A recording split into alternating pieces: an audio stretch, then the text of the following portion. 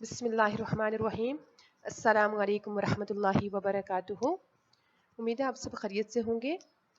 आज हमारा बायोलॉजी का सेकंड चैप्टर है जिसका टॉपिक है डेटा ऑर्गेनाइजेशन एंड एनालिसिस। आज हम डेटा को ऑर्गेनाइज करना और उसको एनालाइज करना ज़रूरी क्यों है इसके बारे में पढ़ेंगे। कल हमने डिफरेंट बायोलॉजिकल मेथड जिससे पहले हमने डिस्कस किए हैं। कल हमने एक बायोलॉजिकल मेथड को डिस्कस किया है।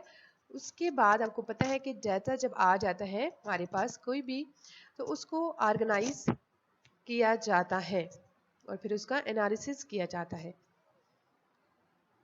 आपका क्वेश्चन ये हो सकता है कि what is data, how data can be organized and what is its importance in biological method में इसकी क्या इम्पोर्टेंस है। Data organization and data analysis are important steps in biological method में। बायोलॉजिकल मेथड में डाटा को organize करना और फिर डाटा को एनालाइज करना बहुत ज़रूरी है। ये इंपॉर्टेंट स्टेप्स हैं बायोलॉजिकल मेथड के। इसके बगैर तो हमारा बायोलॉजिकल मेथड जो है वो कंप्लीट हो ही नहीं पाता। सबसे पहले हम ये जान लेते हैं कि डाटा होता क्या है। Data can be defined as the information such as names, dates और values made from observations and experimentation. हम अपनी ऑब्जर्वेशन से और एक्सपेरिमेंटेशन से कोई भी इंफॉर्मेशन जो लेते हैं, चाहे वो नेम की शक्ल में हो, चाहे वो डेट्स की शक्ल में हो या कोई भी वैल्यूज़ की शक्ल में हो, तो उसको डाटा कहते हैं। जिस तरह के आप एक ब्लड टेस्ट करवाने जाते हैं तो उसमें आपने देखा होगा कि ब्लड रिपोर्ट में डिफरेंट वैल्यूज़ होती हैं कि आपके वाइट ब्लड सेल्स जो होते हैं वो कितने हैं, नेम्स भी होते हैं और फिर उनकी वैल्यूज़ भी होती हैं और डेट भी मेंशन होती है कि किस स्टेज पे आपकी ये रिपोर्ट आई है। तो वो क्या होता है कि वो डाटा होता है आपका एक ऑर्गेनाइज्ड फॉर्म में। ठीक है, उसमें डाटा को जिस तरह के वाइट ब्लड सेल्स आपका काउंट जो है वो इतना आया है, नॉर्मली रेफरेंस रेंज इतनी है फॉर एग्जांपल, और फिर पेशेंट की रेंज जो है उससे कंपैरिजन किया जाता है। ठीक है, तो ये होता है data. Data is the information. ठीक है, इंफॉर्मेशन सच एज नेम्स होते हैं, डेट्स होते हैं, वैल्यूज होती हैं कोई भी। Data organization in order to formulate and then to test hypothesis, scientists collect and organize data. Data को ऑर्गेनाइज किया क्यों जाता है, क्योंकि हाइपोथेसिस को टेस्ट करने के लिए, हाइपोथेसिस को बनाने के लिए, सही साबित करने के लिए डाटा को ऑर्गेनाइज किया जाता है, डाटा को कलेक्ट किया जाता है एंड देन ऑर्गेनाइज किया जाता है। कोई भी हाइपोथेसिस होता है उसको आप टेस्ट करने के बाद आप ये नहीं कह सकते कि वो सही है जब तक वो डाटा की फॉर्म में नहीं आ जाएगा, आप उसको अरेंज करके एनालाइज नहीं कर लेंगे। ठीक है, prior to conducting an experiment, it is very important for a scientist to describe data collection methods. कोई भी एक्सपेरिमेंट लगाने से पहले एक साइंटिस्ट के लिए बहुत ज़रूरी होता है कि डाटा कलेक्शन के मेथड्स को भी डिस्क्राइब करे कि उसने किन मेथड से डाटा को कलेक्ट किया है, क्योंकि it ensures the quality of experiment. इससे ये पता चलता है कि हमारा जो एक्सपेरिमेंट है उसकी क्वालिटी कैसी है, वो किस मेथडोलॉजी से उसने डाटा को ऑर्गेनाइज किया है, कलेक्ट किया है, तभी हमें पता चलता है कि हमारे एक्सपेरिमेंट की क्वालिटी क्या है। फॉर्मेट्स ऑफ डाटा क्या हो सकते हैं कि data is organized in different formats like graphics, tables, flow charts, maps and diagrams. Data को डिफरेंट शक्लों में हम ऑर्गेनाइज कर सकते हैं।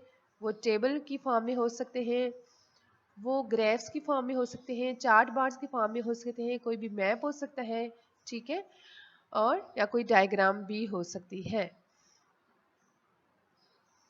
डाटा एनालिसिस क्यों ज़रूरी है? Data analysis is necessary to improve और disprove a hypothesis by experimentation. Data तो आ गया हमारे पास, हमने उसको कलेक्ट भी कर लिया, ऑर्गेनाइज भी कर लिया, लेकिन जस्ट ऑर्गेनाइजेशन से काम तो नहीं चलेगा ना, हमने उसको एनालाइज भी करना है कि हमारे रिजल्ट्स क्या आ रहे हैं।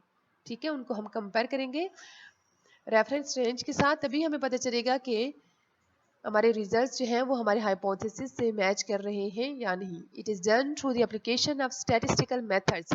ये कैसे किया जाता है, डाटा को एनालाइज कैसे किया जाता है? इसमें स्टैटिस्टिक्स के डिफरेंट मेथड्स अप्लाई किए जाते हैं, मतलब रेशो एंड प्रोपोर्शन का यूज़ किया जाता है। कंपैरिजन के लिए हम क्या यूज करते हैं, रेशियो एंड प्रोपोर्शन। रेशियो क्या है कि when a relation between two numbers, for example A and B is expressed in terms of quotient a by b, it is called the ratio of one number to the other।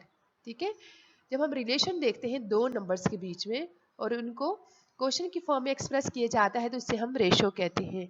Ratio में भी expressed by putting a division और colon marks between two numbers के दरमियान हम colon marks डालेंगे या फिर division marks डालेंगे तो इससे लगेगा कि ये क्या है, ये रेशो है 1:3। ठीक है, for example the ratio between 50 malarial patients and 150 normal persons is 1:3। जो रेशो है 50 मलेरियल पेशेंट्स के दरमियान और 150 नॉर्मल पर्सन्स के दरमियान वो कितनी है, 1:3 है। इसके अलावा दूसरा मेथड था हमारा प्रोपोर्शन। प्रोपोर्शन क्या होता है, proportion means to join two equal ratios by the sign of equality. दो इक्वल रेशोज को आपस में मिलाना होता है इक्वालिटी के साइन से। For example ratio A ratio B is equal to C ratio D. ये दोनों ए और बी रेशो जो है ना, इनका हम कंपैरिजन करेंगे किसके साथ, सी और जी के साथ। It is a proportion between the two ratios. ये दो रेशोज के दरमियान प्रोपोर्शन देखा जाता है।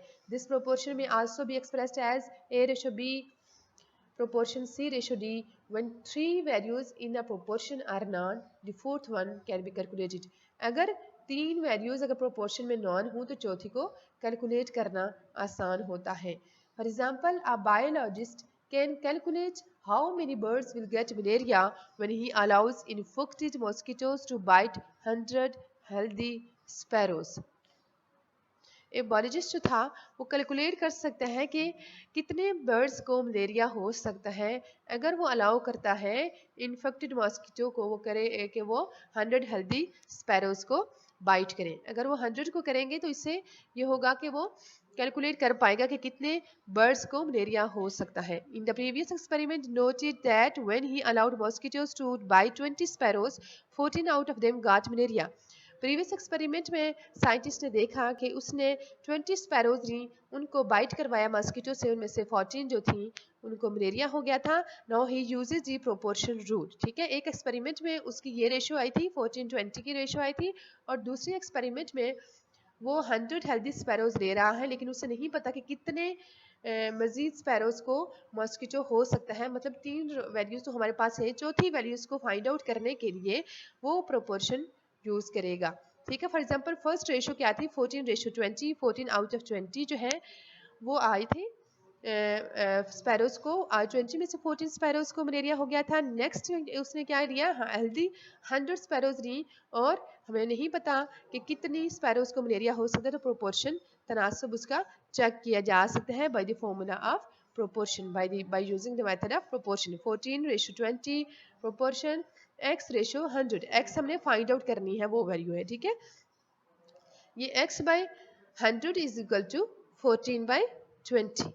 ठीक है, इसमें हम क्रॉस मल्टीप्लिकेशन करते हैं, x multiply by 20 is equal to 100 multiply by 14। तो ये हमें क्या दे रहे हैं, 100/20 इंटू 14 से हमारे पास 70 रिजल्ट आ रहा है। एक्सपेक्टेड रिजल्ट जो हैं वो क्या है, it mean 70 out of 100 sparrows got malaria. इसका मतलब ये हुआ कि 70 स्पैरोज को मलेरिया हो सकता है। Importance क्या है स्टैटिस्टिक्स की, statistics are thus a means of organizing data through the calculation of mean value. This step is very important as it transforms raw data into information which can be used to summarize and report results। हमने उससे पहले हमारे पास जो data पड़ा हुआ था वो raw data था, उसको इन्फॉर्मेशन में चेंज किया। ठीक है, हमने ये कह दिया कि इतनी स्पैरोज हैं, लाइक 20 स्पैरोज थी, उनमें से 14 को मलेरिया हुआ, लेकिन वो जस्ट एक रॉ डाटा था, उसको स्टैटिस्टिक्स को यूज़ करते हुए हमने उसको ऑर्गेनाइज कर लिया और उसको इंफॉर्मेशन में चेंज कर लिया।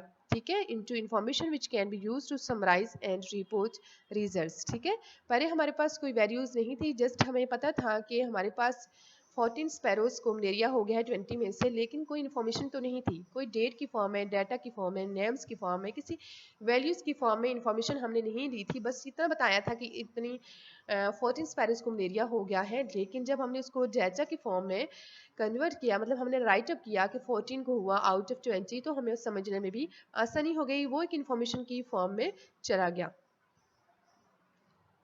तो ये था आज का हमारा लेक्चर के डाटा की एनालिसिस, कैसा डाटा को एनालाइज करना क्यों ज़रूरी है, क्या इंपॉर्टेंस है डाटा की, डाटा को ऑर्गेनाइज कैसे किया जाता है और डाटा को एनालाइज क्यों किया जाता है। उम्मीद है आपको आज के लेक्चर की समझ आ गई होगी। आप अपना बहुत सारा ख्याल रखिएगा।